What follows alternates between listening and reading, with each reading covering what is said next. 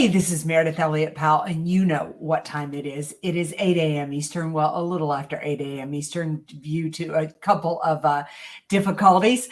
I am joined here with my partner, Mark Hunter, and it is time for Sales Logic Live. It is. It is time for Sales Logic Live. And hey, we actually did Sales Logic Live last week. We were together, right? That was a good time, wasn't it?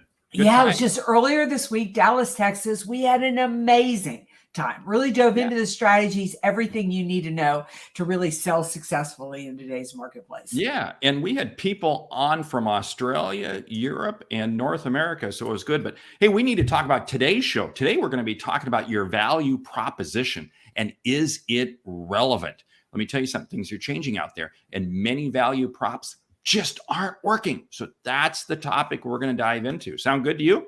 It sounds good to me. Shall I start the show? You got it. All right, time to hit that recording and let's go.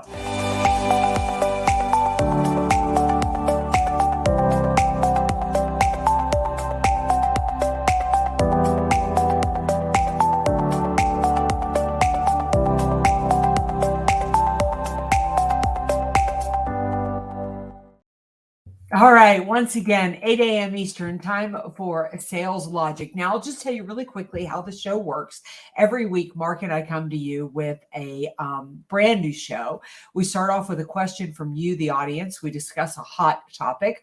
We recommend a book. And because we want you to get return on investment, we leave you with a lightning round. So, Mark, what is on tap for today? Well, like I said, the topic is talking about your value proposition as redefining your value proposition to remain relevant. That's what we're going to dive into. The question lines up perfectly. It comes from Brian in Lake City, Florida.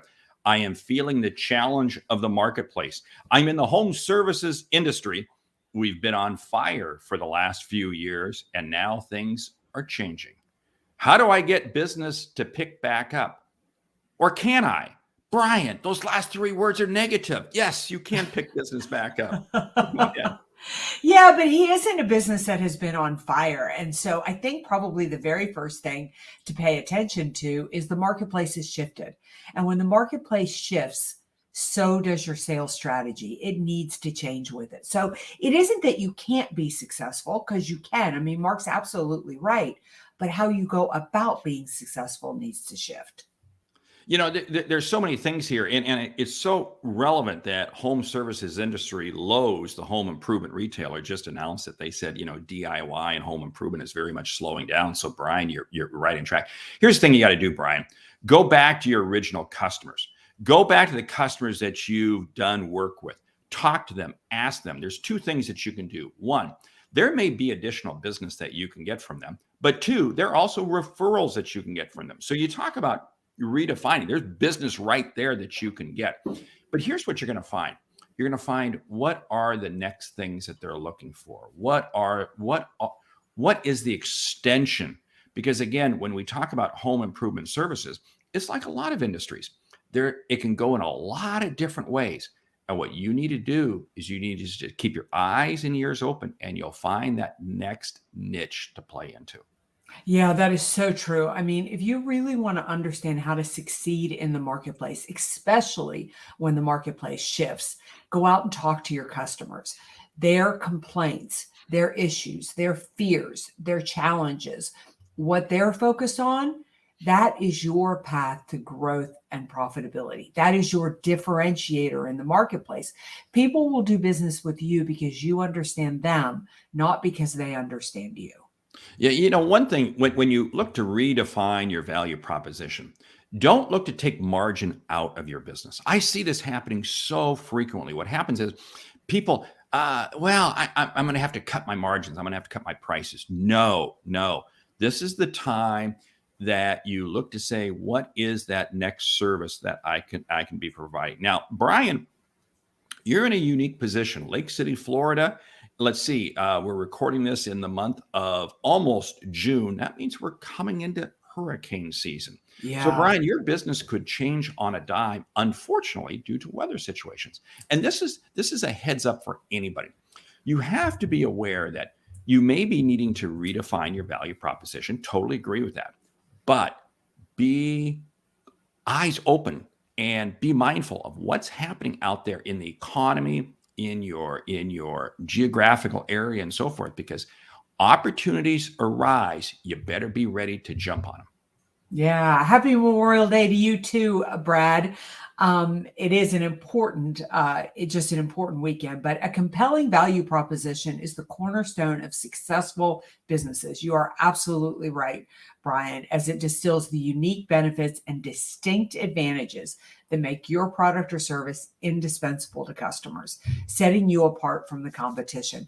So well said, Brad. I think the important thing to know, and kind of what our listener is struggling with today, is that value propositions don't always remain the same. As the marketplace shifts, your value proposition needs to shift with it. So all of our listeners out there, it's a really good time to take a long look at your value proposition and ask yourself, is my value proposition relevant right now?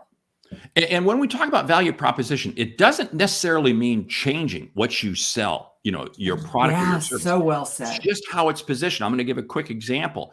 I work with a lot of SaaS companies, software as a service company. And company I was working with a couple of years ago, we were very much focused on how to minimize storage, how to minimize the cloud storage. But then the marketplace shifted and we quickly jumped to security. How do you keep that data secure? Same product, same service, but it just shifted the messaging. So be very careful. Anybody in business, don't think you got to throw the baby out with the bathwater. Many times it's just shifting how you pivot, but go back to what Meridith talked about earlier. Talk to your customers. And when you talk to your customers, don't just talk to your customers, but talk to those who didn't buy from you. Because again, the ones who didn't buy from you can probably give you almost more insight than those who did buy from you. Yeah, I think the other thing too, Mark, I think it was so interesting that you talked a little bit, about price, and not to change your price, not to automatically come down on price to try to increase sales. I mean, what you have to find is people will pay in the marketplace for what they believe is really solving their problem. And that is what a value proposition should do. I don't know, Mark, value propositions make me a little bit crazy, because the way that most people develop their value proposition is what they determine the value is that they are bringing to the customer. And what you think the value is kind of irrelevant. Ding, ding, ding. That was a mic drop moment there. Because again, value is not what we think it is. It's what our customer perceives it to be. And this is why you've got to have the conversations with your customers. And you have to understand something. Customers are going to have different value propositions. In other words, what are they looking for? So again, don't take one customer's opinion. And I've seen this so often. I used to work for a company where we would do this very narrow slice of talking to just a couple customers. And somehow we would think that those couple customers were a indication of the entire marketplace. Big, fat mistake. So you got to have enough conversations. But here's what you're going to find.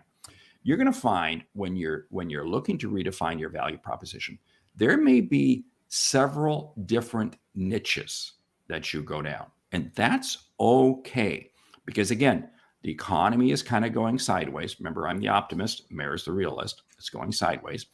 And what that means is you may have to explore several different niches to find the one or two that you say, this is where we're going to make bank on. So somebody, like, you take somebody in the home services, business area, what are you thinking? Like, let's use that as an example, because I think what you're saying is so important. How can he pivot, for lack of a better way to put it? What should he be looking into now? Well, that's a great question, because he's got to be looking into a number of different things. And Dave Sanderson puts a great comment. What's important to you and what has to happen for you to realize that? Now, think about that in the eyes of the customer, okay? Because the customer can make a decision, but there's always an upstream factor and a downstream factor. What are those upstream and downstream factors? Many times, that's what you got to find out. I'm going to share. This is such an old example, but this time of year, graduations occur. And in the United States and at the high school, it seems like there's all these graduation parties. And what I always find funny is you can drive through the neighborhood and see who is having a graduation party, because they're the ones who, the window cleaners are there. Oh, the landscapers there. Everybody's getting the house all fixed up. Wow. You see, for them, the value proposition is different than somebody who's just, gee, I got to paint my house, or gee, I got to take care of something. So you have to be able to listen to the customer and explore those respective niches and be prepared to know that that niche you're in today might not stick around forever. It may be a very short-term window, and that's okay. That's okay. Yeah. So John Register, wow, powerhouse speaker just joined us. A value proposition should be what the customer perceived it to be. Bingo. Exactly. I can now say that my value proposition is the ability to shift the mindset of the employees to get on board with change in the organizations, as defined by the Talkadot survey of 2,200 people. It was eye-opening. Wow. So basically what John's saying is that he's using some software, listening to the feedback that he gets, and he may think that he's stepping on stage to give one type of keynote, but the message that is resonating with people, what they are perceiving, the value he is bringing to the table, they've spoken. And now he's using that to position himself, to uniquely position himself in the marketplace to increase his market share. I love what he said there also, because I have a feeling his product, the message, didn't change at all. But see, what he did was he shifted how it's perceived. And then what he did was he did a survey. And again, this comes back to the thing that I talked about earlier. You got to make sure you're talking to enough people. John talked to 2,200 people. That's statistically a pretty viable, analysis. I can take that to the bank.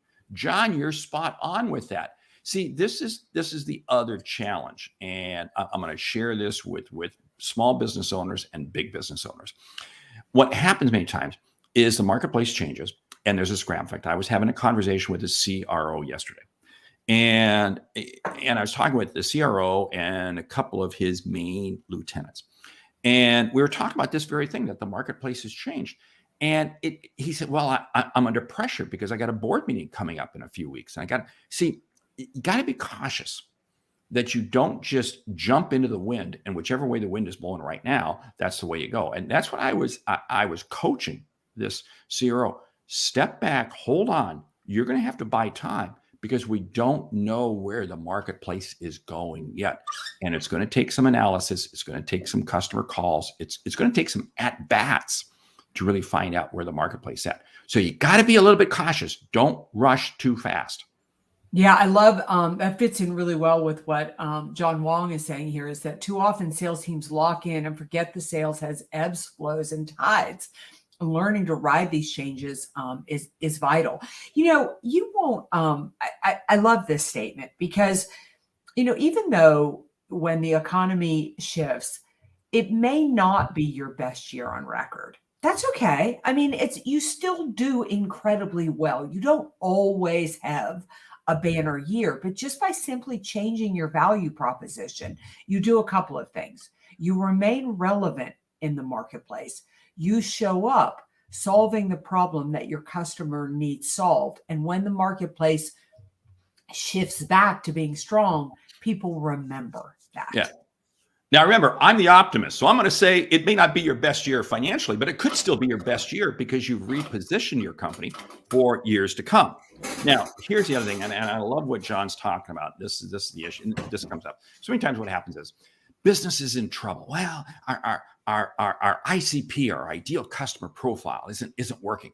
And suddenly you get a call from some other company, some other industry, and wow. And you suddenly you get shiny object syndrome, and you suddenly think that one phone call, that one opportunity in a different industry, a different type of customer, whatever, is your new home. Caution. One sale does not make a trend, period.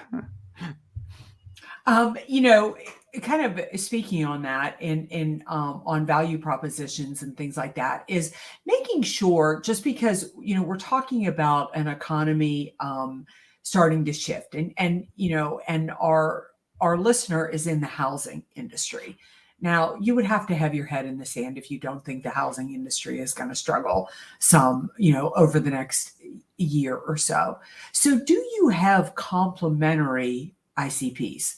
Do you have complementary ideal customer profiles? I think attorneys are some of the greatest examples of this. Anytime I work with law firms, they work in bankruptcy and they work in real estate.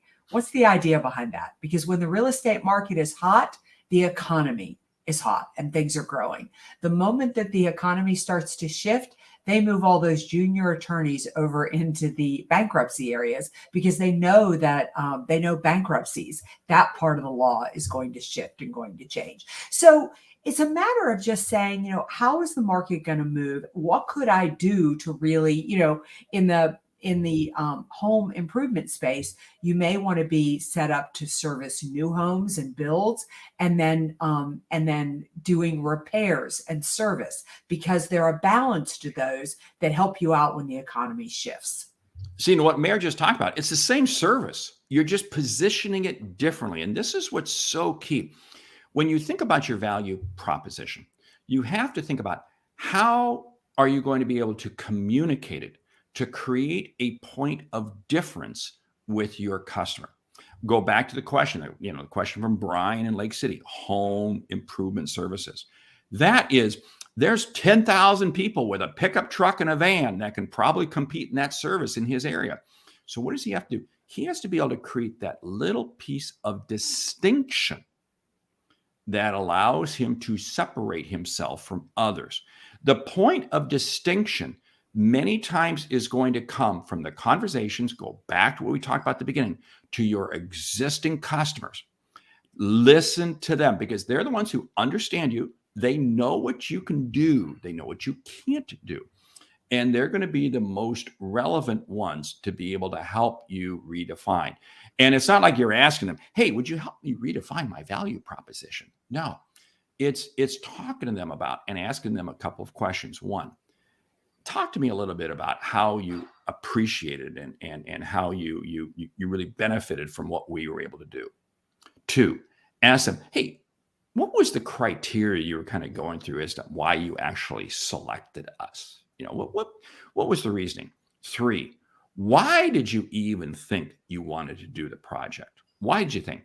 You ask them those three questions, and it's going to begin to help point little trends, little indicators that, okay, now maybe I can begin to run with this. Maybe I can't. But those people are going to give you your best commentary with which to build your revised value proposition off of. I love that John Register has given us all a chat GPT to go into your chat GPT and say, what might be a value proposition for, and put your name in there and see what pops up. John Wong, you've got the mic drop moment. I absolutely love this, and I think it needs to become the quote for the podcast today. Value proposition done right identifies your organization as a solution provider versus a product mover, which is so well said, and which is exactly what you want to be. Yeah, because we sell an outcome. We don't sell a product. We don't sell if you sell a product or a service, you are one of 10,000 people out there. It's what is that distinct proposition? There was a comment that I saw flashed through in there, and John Register put up there the name of our good friend, Dr. Nito Quabain at High Point University. That is there's the quote. That is a lesson in understanding value proposition. Nito Quabain, High Point University. It's a 4-year liberal arts college university. I mean, there's thousands of them out there. But Dr. Nito Quabain has been able to position to a very defined niche and put a product together, again, not unlike what other schools can do, but been able to deliver it in a manner that creates a significantly different outcome. And it allows the school to attract a different type of student which goes on to achieve a different type of outcome. Which, what does that do? This becomes a perpetual motion machine because you understand your value proposition. And yet, you know what's interesting? High Point University's value proposition has changed over the 12 or 13 years he's been president there. Every few years, it shifts, it wiggles a little bit because they got their eye to the marketplace, incoming students and their parents. That is understanding the marketplace. All right, Mark, we better hit the book. Wow. Or we are burning time. Okay, I got caught in a rant there. I'm sorry. That's all right. Yeah. So what are we focused on today from a book perspective? Well, the book today is Building a Story Brand by Donald Miller. Now, if you don't know Donald Miller, you've had your head in the sand. Go to Amazon right now and get the book Building, because what he talks about is really building a story brand. It's creating that messaging that the customer can understand. Because again, you can describe your product, doesn't mean diddly squat. That's a technical term to the customer. So he walks through the entire and literally he walks you through the entire process in the book. It is an absolute gold book. Yeah, I've read the book twice. Donald Miller's Story Brand, really great formula that you can use. All right, what's up on the lightning round? Well, the lightning round. Put your hand on the buzzer. Get ready. Best ways to keep your value proposition relevant. You're on the clock. Go. Number 1, pay attention to the marketplace and how the marketplace is shifting. 2, listen to and talk to your customers and your old customers. Yeah, I'd say listen to customer complaints. Really listen to what people are complaining about in the marketplace for your industry. What isn't working? What isn't being served? Look at what competitors are doing, not for what they're doing, but for what they're not doing. Do what John Register did and do a survey. Go out to a large number of customers and just ask what's important, what matters to them, what makes them choose one person, service, or organization over another. Don't allow one customer to suddenly set your trend as to where you're going with the value proposition. That's shiny object syndrome, and you're going to crash and burn real quick. Yeah, pay attention to whether your sales are increasing or they're decreasing. If they're decreasing, chances are something's wrong with your value proposition, or it could use a tweak, or it could use an upgrade. When you change your value proposition, don't think this is the time to give up margin. No, it's not. It's called repositioning to protect and grow your margin. Yeah, make sure that your value proposition uses the words that your customers use. Don't try to make it, fancy or high level or creative. Just try to make it real, relevant, and authentic. And so use the words that have been given to you. Great. I'll share one more. You share one more, and we'll close it down. But hey, let's put that comment up there from Catherine Brown, because that was a great comment. We'll take a side note. She writes, "How fun that you highlighted building a story brand today. This is a very helpful framework that forces you to speak about the customer's challenges before you talk about how you help." Yes, I call it them before me. It is excellent. Great endorsement for the book. And that's the whole premise, because here's the final thing that I was going to share. Don't think for a moment that you need to change your product or your service. What you're changing is how you message it with the customer. Yeah, the last thing I'm going to say is make sure that your value proposition isn't the same as all of your competitors. Because if you have the same value proposition than they do, you're not competing in the marketplace. You're just hoping that that customers choose you over the competition with no real reason to do it. Spot on with that. Hey, we want to say thank you for listening to Sales Logic this week. If you like what you hear, subscribe, rate, and review the show on your favorite podcast app. I'll tell you what, we love reviews on Spotify and Apple Music, et cetera, please.